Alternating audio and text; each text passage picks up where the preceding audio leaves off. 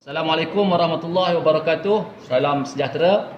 Okay, Alhamdulillah kita berjumpa lagi dalam tutorial seterusnya untuk grafik komunikasi teknikal, pelajaran tingkatan 4, segitiga, segi 4 dan poligon. Sebelum ni kita dah bincang tajuk-tajuk bagi poligon, iaitu pentagon dan heksagon, segi 5 dan segi 6. Namun begitu, pada hari ini kita akan lihat bentuk soalan yang ada dalam soalan peperiksaan. Dalam soalan peperiksaan biasanya dia tidaklah minta pelajar untuk melukis bentuk pentagon sekata, diberi sisi atau diberi bulatan secara direct. Kebanyakan soalan bentuk poligon, pentagon dan heksagon ini diberi hasil gabungan beberapa bentuk dan minta pelajar selesaikan. Sebagaimana contoh soalan kita sekarang, bentuk pentagon sekata kita bersama dengan satu segitiga dengan bersudut pada F90 darjah dengan sisi 60 mm, sisi 60 mm. Lalu pelajar diberi cuma satu sisi saja, iaitu daripada A ke I, daripada ke A ke I, dan pelajar kena selesaikan. Ini bentuk contoh soalan poligon dan soalan segitiga, segi 4. Baik. Di hadapan cikgu dah lukis dah secara sketching saja bentuk soalan kita tadi dan kita cuba selesaikan. Okey, kita lihat dalam soalan yang ini, sisi A dan E telah diberi dan pelajar diminta melukis bentuk pentagon sekata. Jadi mudah sahaja, kita kena selesaikan dahulu bentuk pentagon. Kalau diberi sisi, mudah saja, iaitu kita guna kaedah kita. Apabila nak membentuk pentagon sekata diberi sisi, kita mulakan lukisan kita. Step yang pertama, daripada A atau daripada E, kita bina sudut 45 darjah menggunakan set square, sisi kuset 45 darjah. Dan daripada E, kita lukis sudut 60 darjah.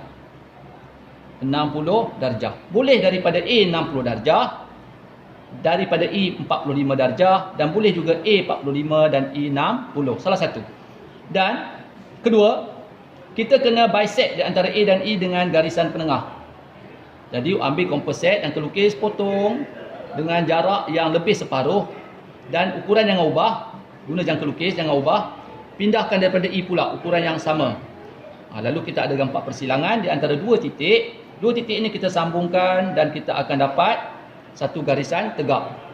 Bila kita bina garisan tegak, yang kita nak ialah persilangan garisan tegak dengan sudut 45 darjah tadi, pertama. Dan persilangan garisan tegak dengan sudut 60 darjah. Dua titik ini kita perlukan. Dan langkah seterusnya, step yang ketiga ialah kita bisect dua titik ini. Bagi lagi sekali dua titik ini. Ambil jangka lukis, ambil satu ukuran jarak, kita plot di belah kiri, ukuran yang sama di belah kanan. Kiri dan kanan. Ukuran itu jangan ubah, daripada atas pula plot. Kiri dan kanan. Ukuran yang sama. Jangan ubah. Lalu apa pelajar perolehi, iaitu dua titik persilangan. Dua titik persilangan ini bila kita sambungkan persilangan ini dan ini, kita akan dapat melalui garisan penengah, dan titik inilah yang dikehendaki persilangannya, iaitu titik O kita. O bagi bulatan yang kita perlukan untuk membina bulatan sebelum kita bina pentagon sekata. Lalu menggunakan jangka lukis, pusat di O, mata pensil di E atau A, jejarinya sama saja, kita plot, buat bulatan di O, mulai berpusat di O. Okey, kita dah bina. Lalu daripada bulatan yang kita bina, kita tahu bahawa sisi pentagon kita akan berada pada garisan bulatan ini. Pada garisan bulatan. Kalau ini sisi yang pertama, AE, ambil jangka lukis, kita plot ukuran jarak AE ini, sisi yang pertama, kita plot, guna jangka lukis kita plot, dapat sisi yang kedua. Ambil daripada E pula, dengan ukuran daripada A sama juga, kita plot, kita akan dapat sisi yang ketiga. Dan akhir sekali ialah penghujung kepada garisan penengah tadi. Ini ialah titik penghujung sisi yang keempat, yang kelima. Lalu kita lengkapkan garisan kepada titik persilangan kita. Baik, kita akan dapat pentagon sekata. Namun begitu, bila kita dapat, kita belum lagi melengkapkan jawapan, kerana kita masih lagi tidak membina garisan atau segitiga A AFD yang kehilangan tapak. Okey, seterusnya, macam mana kita nak bina AFD? Okey. Cikgu lukis kat tepi AFD. Sebenarnya dia segitiga saja. AFD dengan keadaan sudut puncak dia ialah bersudut tepat. AFD satu segitiga. Cuma dekat sini dia tak ada. Dia tak tunjuk pada pelajar. Tapi hakikat dia sebenarnya adalah segitiga dengan sudut puncak F ialah bersudut tepat. Baik, bagi nak menjawab soalan yang ini, kita buat dulu di sini, kita nak tengok kaedah. Senang saja kaedahnya, iaitu kita bisect A dan D kepada dua bahagian yang sama. Ambil jangka lukis, kita plot. Jarak ukuran lebih daripada separuh, buat satu garisan plot. Daripada D ukuran yang sama, jangan ubah ukuran yang sama, dapat penengah. Titik penengah penting sebab kita nak membina separuh bulatan. Pusat di tengah, guna jangka lukis, kita bina separuh bulatan.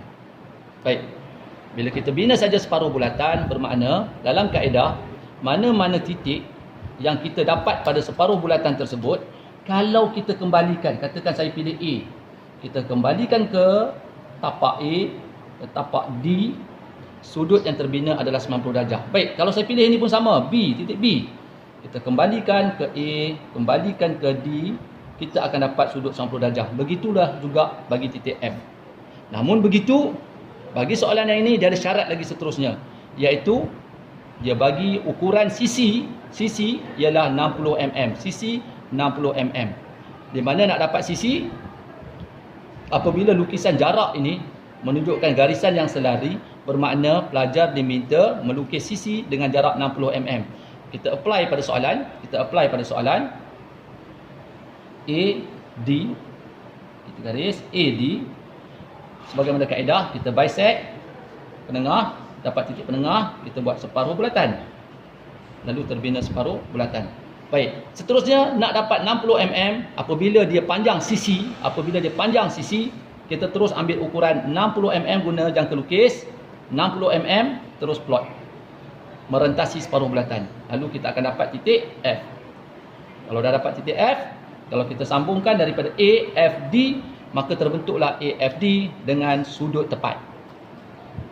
Okay, A sambung ke F, sambung ke D, kita akan dapat sudut tepat.